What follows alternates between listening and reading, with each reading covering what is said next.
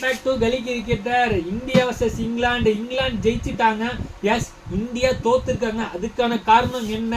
Suman kill ஏகப்பட்ட கேள்விங்க. Flat track நான் மட்டும் தான் ஆடுவீங்களா, நல்ல பிச்சில் உங்களுக்கு ஆட தெரியாதுன்னு சொல்லிட்டு கொஸ்டின் மேலே கொஸ்டின் கேட்குறாங்க. ரவீந்திர ஜடேஜா மட்டும்தான் உங்கள் பிளேயிங் லெவலில் பியூர் பேட்ரா அப்படின்னு கேட்குறாங்க. அதாவது ஒரு டெஸ்ட் மேட்சை எப்படி ஆடணுங்கிறது ஒரு எக்ஸாம்பிளாக இருந்துச்சு. 25 ஓவருக்கு வெறும் 60 ரன் அடிச்சிருந்தாரு. அதை நம்ம பாராட்டியே ஆகணும். அதே மாதிரி கேஎல் ராகுல், கிளாசி ரோல்ஸ் ராய்ஸ் ராகுல், அதாவது அந்த பால் எப்படி உள்ளே வந்துச்சுன்னு சொல்லி இன்னமும் எனக்கு புரியல. உங்களுக்கு பிடிச்சிருந்தா கமெண்ட் பண்ணுங்க. வேற லெவல் பால். ரிஷப் பண்ட் மேட்ச் மாறினது அங்கதாங்க. ரிஷப் பண்ட் விக்கெட் எடுக்காம இருந்திருந்தா என்னென்ன நடந்துக்கலாம். ஆர்ச்சர் அதை பண்ணி காமிச்சாருங்க. வாஷிபாய் நேற்று சொல்லியிருந்தாரு, இந்த மாதிரி நாங்கள் கண்டிப்பாக ஜெயிச்சிருவோம், லஞ்சுக்குள்ளே ஜெயிச்சிருவோம்னு. அதுக்கு இங்கிலாந்து துணை பயிற்சியாளர் சொல்லியிருந்தாரு, நாங்கள் 1 மணி நேரத்துலேயே இந்தியாவை ஆல் அவுட் ஆக்கிறோம்னு சொல்லிட்டு அவங்க தான் செஞ்சு காமிச்சிருக்காங்க. இந்தியாவை தோக்கடிச்சிருக்காங்க.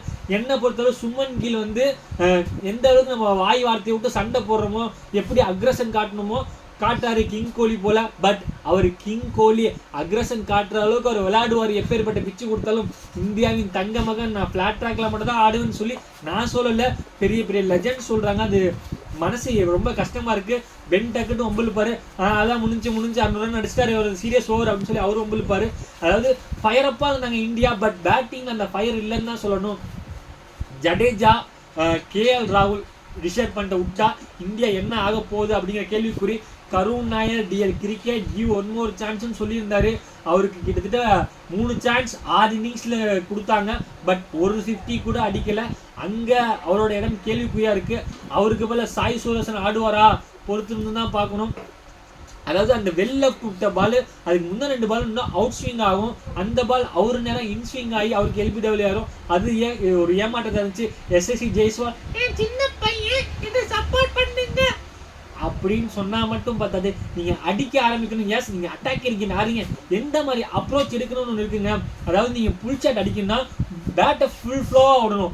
இல்லை ஸ்கொயர் கட் அடிங்க, ஸ்கொயர் கட் விடணும். பேட்டை நடுவில் நிப்பாட்டுங்க. ஒரு 193 டார்கெட் இருக்கப்ப இப்படி ரன்னே எடுக்காம அவுட் ஆனா மிச்சம் ஒரு 9 விக்கெட் தான் இருக்கு. அந்த விக்கெட்டோட வேல்யூ ஜஸ்ட் நீங்க ஒரு 21 ரன் அடிச்சிருந்தீங்கன்னா இந்நேரம் இந்தியா வின்னிங் மூமெண்ட்ல இருந்திருப்பாங்க. அதாவது மூமெண்ட்டை எங்கெங்கெல்லாம் கொண்டு போகணும்னு இருக்குங்க.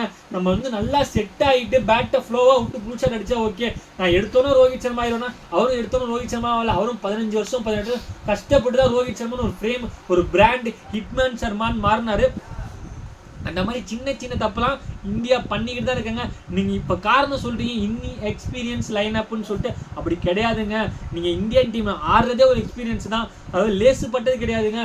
இந்தியாவில் வந்து 150 கோடி பேர் இருக்காங்க. அதில் வெறும் 11 பேர் ஆனீங்கன்னா உங்களுக்கு எந்த அளவு ஒரு பொட்டென்ஷியல் இருக்குன்னு நீங்கள் பார்க்கணும். இந்தியா தோத்ததுக்கு காரணம், மிக முக்கிய காரணம், லோயர் மிடில் ஆர்டர் என்ன அடிக்க விட்டு தான். அந்த காசு மட்டும் 57 அடிக்காம இருந்திருந்தாருன்னா இந்நேரம் இந்தியா ஜெயிச்சிருந்திருப்பாங்க. அதாவது அவங்க மெயின் பேட்டர்ஸ்லாம் எடுத்துடுறாங்க, லோயர் மிடில் ஆர்டர் அடிக்க விட்டுக்கிட்டே இருக்காங்க. இந்தியா தப்பா பண்ணிட்டு இருக்காங்க. பும்ராவுக்கு ஏகச்சக்க ஓவர் கொடுக்குறாருங்க சுமன் கில். அதாவது ஒரு கேப்டன்ஷிப் வந்து எப்படி இருக்கணும்னா, ஜடேஜா கொடுக்கலாம், வாஷிங்டன் சுந்தர் கொடுக்கலாம், ரொட்டேஷன் பண்ணலாம். பும்ரா வந்து ஒரு 4 ஓவர் கொடுப்போம், அதுக்கப்புறம் 4 ஓவர் கொடுப்போம், அதுக்கப்புறம் 4 ஓவர் கொடுப்போம்ல வச்சு அடிக்கிறாரு பும்ராவை 7 ஓவர் 8 ஓவர்னு சொல்லிட்டு. அவரு தாங்குவாரா, இந்த சீரியஸ் ஃபுல்லாக ஆடுவாரான்னு ஏகப்பட்ட கேள்வி இருக்கு. ஏன்னா 2-1 சொல்லி லீடிங்ல அவங்க இருக்காங்க. இப்போ நம்ம தான் பேக்ல இருக்கோம். அடுத்த மேட்ச் பும்ரா ஆடினா 5வது மேட்ச் ஆடுவாரா அதுன்னு சொல்லி ஏகச்சக்கமான கேள்வி இருக்கு. பொறுத்து வந்து பார்ப்போம் இதுக்கு என்ன டீம் இந்தியாவும் சுமன் கில் பதில் சொல்ல போறாங்க. நம்பர் 3 சாய் சுதர்சன் ஆடுவாரான்னு பொறுத்து இருந்து பார்ப்போம். அதே மாதிரி பவுலிங்ல என்னான்னு பார்ப்போம். பொறுத்து இருந்து சிராஜ் அடியெல்லாம் வாங்கி போராடினாரு, பட் ஜெயிக்க முடியல.